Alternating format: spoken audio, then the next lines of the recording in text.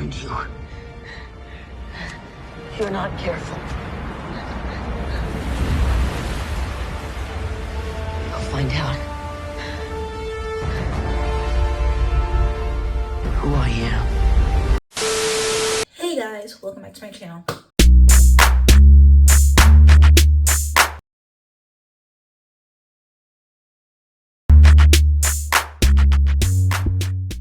If you don't know, this is your girl KylerB coming at you with a new video. So today we're going to be talking about season 1 episode 8, the season 1 finale of Percy Jackson and the Olympians. Let's get right into this video because we're finally, Percy has the Master Bolt. He basically was too late for his quest, but since he has Zeus's Master Bolt, he wants to return it to Olympus, to Zeus. He also finds out that, Kronos was the person who is the one planning this battle between Hades, Zeus, and Poseidon. He wants to have this big war so he can escape from Tartarus. So obviously, Percy Jackson and the Olympians is based off the book series, and it's based off Greek mythology. So if you didn't know, and this is your first time watching or hearing about it, that's basically what it's based off of. So I'm just going to be talking about, the happenings of what's going on in this episode and the season finale. So yeah, stay tuned.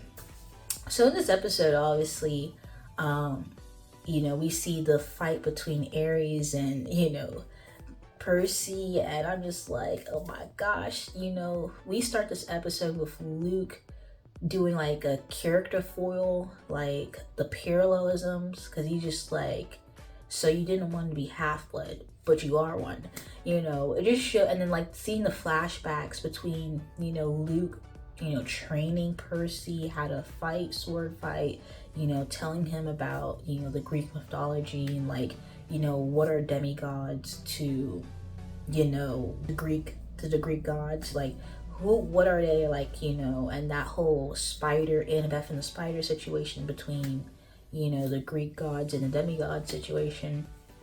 So it was actually a really nice parallel, flashback, you're trying to understand what's going on here, the story, if you haven't read the books. So that was really good what they did in this show.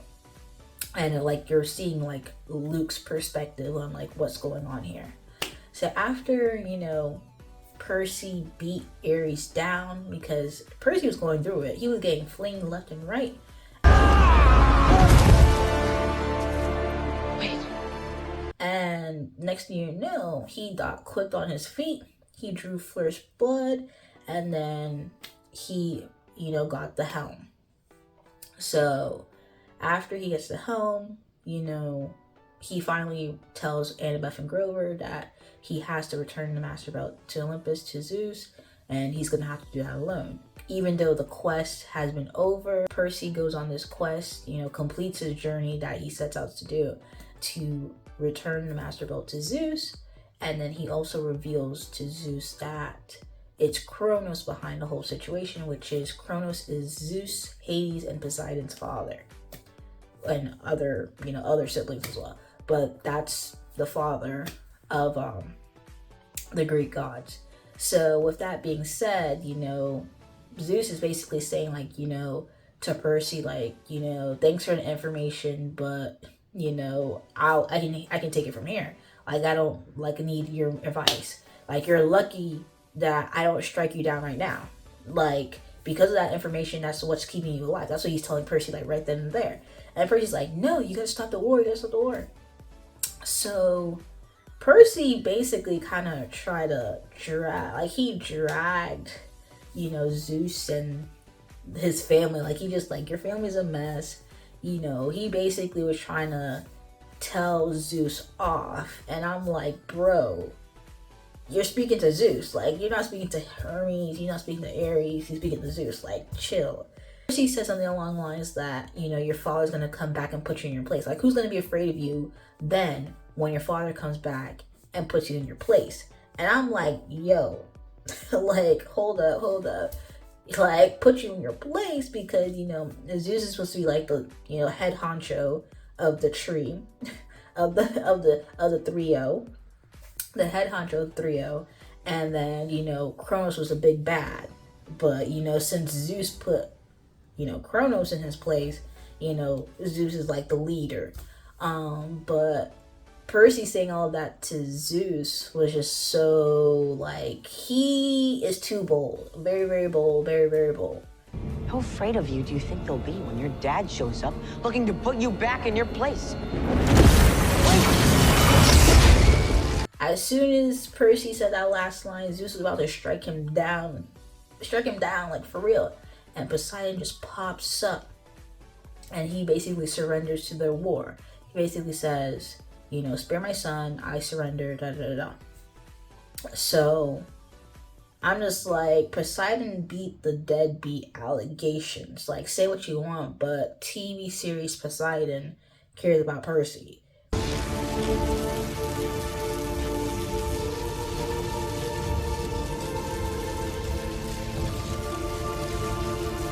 I surrender. Like, and that was the first time Percy sees Poseidon, his father. That was their first meeting, and he basically saves Percy from getting killed by Zeus. Anyways, with that being said, they were speaking in ancient Greek, and Poseidon said, "Who knows about Kronos?" And they basically said, "Well, Ares, Hermes, basically everyone." So they're like, "We're gonna call up Athena and have a family meeting," because they're trying to keep Kronos in Tartarus. Like, he don't need to escape. But they plot, they scheme, they do all this back and forth. But that's family. That's family.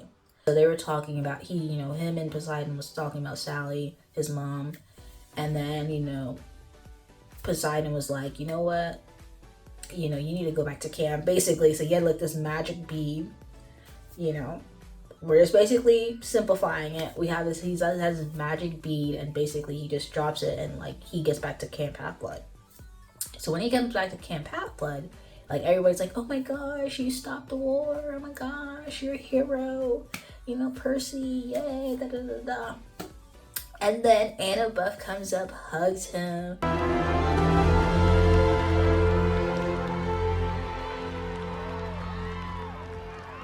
But the hug was like, "I'm so glad you're safe and you're back." And then also, she was like, "Do you see Clarice?" Because everyone's like, Clarice is the one who sold the Master Gold. And so there was like a strategic hug, but also like, "I'm glad you're safe, I'm glad you're back." So Luke, Annabeth, and Percy was like, after, later tonight, we're gonna meet up and da da da. So Percy was asking Luke, like, why hasn't Clarice, been found out that she stole the Master Ball? What's going on here? Why is she still here at Camp Half-Blood? And he put two and two together because he was like, "Oh, it's Luke." So Luke is basically telling Percy, like, the Greek gods is his enemy. Like, what Kronos said was very persuasive. Like, no, the Greek gods have all these children and they're bad parents. Like, they don't care about them. They don't care about us. Basically, like, all I want to really say is that they don't care about us. Like, word to Michael Jackson. Like, that's what Luke is basically saying. He wants to join in with Kronos to continue this war. So Percy's like, "No, da da da da. Like, you're better than this. You don't need to do this, da da da da." Like, even though what Luke is saying might be true, you don't need to join in with Kronos at all. So he's basically saying, like, he's recruiting Percy because Percy is, he has that mindset. He's not really too, I guess, in tune with the Greek mythology to like even stand behind it so much. So he's like, Percy's like the great recruit. So he was trying to get Percy to be on his side, to stand against the Greek gods and whatnot. And then as he's saying it, he has a sword, and this sword is like cutting open into going to a different, realm, whatever. So with that being said, unbeknownst to Percy and Luke, Annabeth is wearing her Athena hat and she's invisible. So she heard everything that Luke said and basically found out that Luke betrayed Percy. And the thing is that Luke, I don't think he was about to kill Percy, but he was ready to do something. And, you know, Annabeth was like, no, like, I heard everything. And before he fights Annabeth, he decides to run off and go into that other realm. So, you know, as the end of, you know, the summer, it's time for the summer or whatever, and, you know, Camp Half-Blood is over for Percy, Grover, and Annabeth. So when they leave, you know, they're like, we're gonna meet right back here next year, which is like a breaking a fourth wall, because we don't know how long season 2 is going to come out. We still haven't get renewed for season 2, but if Disney knows what's good, if Disney knows what's best for them, they would renew it for season 2. Like, let's be serious, right? Like, let's be serious right now. So they had a little group hug, little trio hug, Grover, Annabeth, and Percy hugging, you know.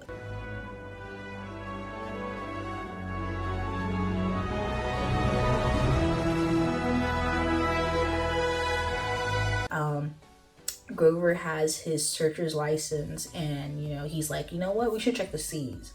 So season 2, let's go. Book 2, let's go. He's also dreaming, and his dream was of Kronos, and the Kronos basically says that your survival is the way he's on his return. So, you know, foreshadowing, forewarning, you know, this is what season 2 is about.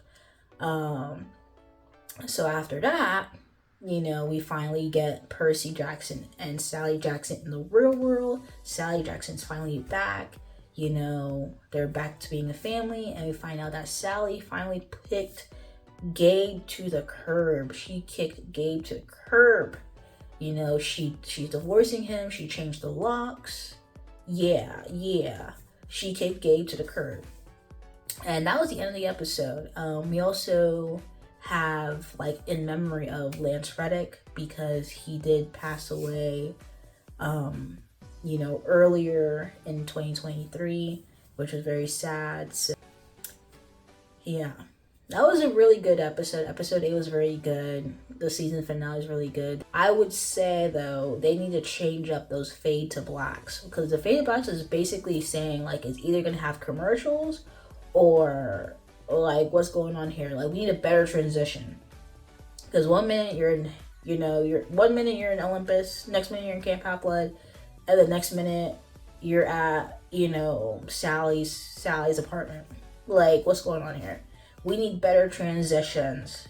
Like, what's going on? But this is a really good 10 out of 10 episode. But yeah, let's get that season 2 on the roll. And yeah, Percy Jackson Olympians, let's get for season 2. Anyway, guys, if you guys like the video, comment down below, let me know your thoughts, comments, concerns, and subscribe to my channel. Subscribe anyway you guys watching this video. Peace.